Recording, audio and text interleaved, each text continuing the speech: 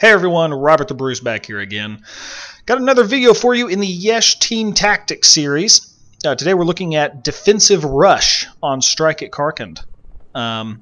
Obviously these tactics will work on any map, but as you'll see they work very well here.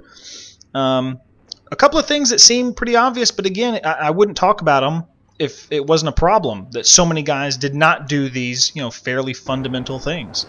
The first of which is defense doesn't mean attack. And that seems kind of silly, but it's true. You see, we've got a few Yesh guys way up there at the enemy lines, kind of keeping them busy, giving them something to think about when they're moving up. But the vast majority of us stay fairly close to the bomb sites, and that is crucial because there's always one or two sneaky guys that'll make it through the enemy lines and get back to arm the MCOM. And if none of you are close to it, you don't stand a chance to get back in disarm in time, especially if he has his squad spawn on him and they're set up defensively, and you're just not going to make it in. So I stick close to the bomb sites, no more than a few seconds run away. I spot a couple guys moving up there, call it out to my team.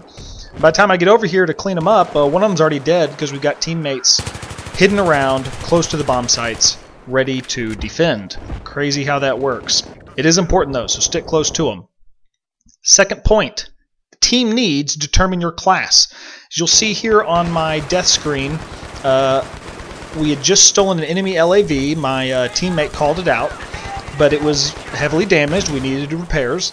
So I was already on my engineer class, but I double checked to make sure I had the repair tool. And if I'd been on assault or something, I would have switched to engineer to repair this. Getting enemy vehicles is huge, so I knew it was important to my team that I fill this role. And it doesn't matter what it is.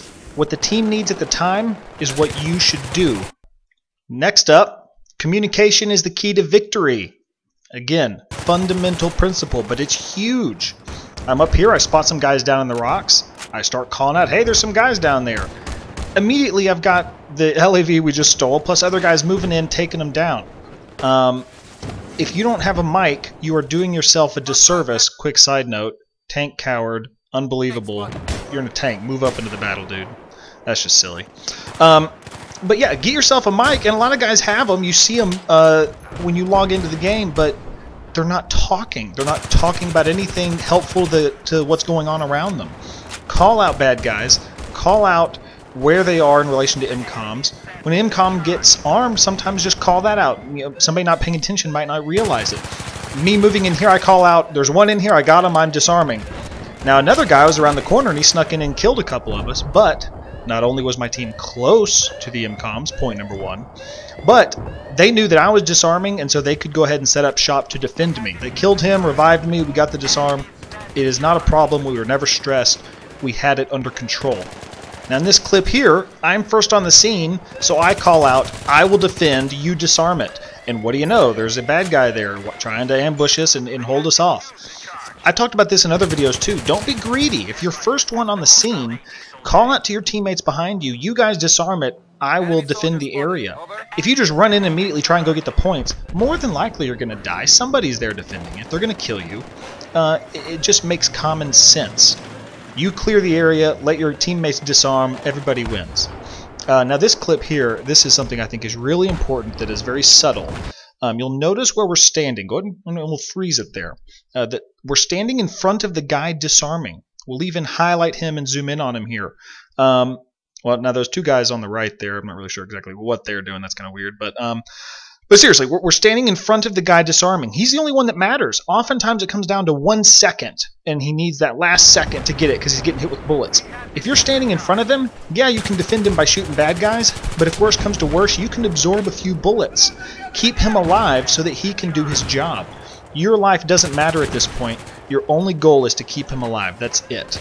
So when you get there and someone's disarming, stand right in front of them and guard them from there. And this last one, we're moving over, and I call out to my team, nobody come help disarm A, everybody go to B. There's only 2 of us here. Now why would I say that? Well, stop and zoom in, and we'll look down at how many tickets the enemy has left. 3. All we have to do is hold 1 MCOM. If they arm B at this point, we're kind of in panic mode. We really need to hold just 1. So we lose A, it doesn't matter, but guess what? My death screen shows that I've got my teammates stuck on Bravo guarding it. No problem at all. They hold it down, kill the last few enemies, we get the win. And that's it. Thanks so much for watching, guys. Stick to the fundamentals. You will find more success. Oh, and don't forget, only rookies camp the enemy spawn.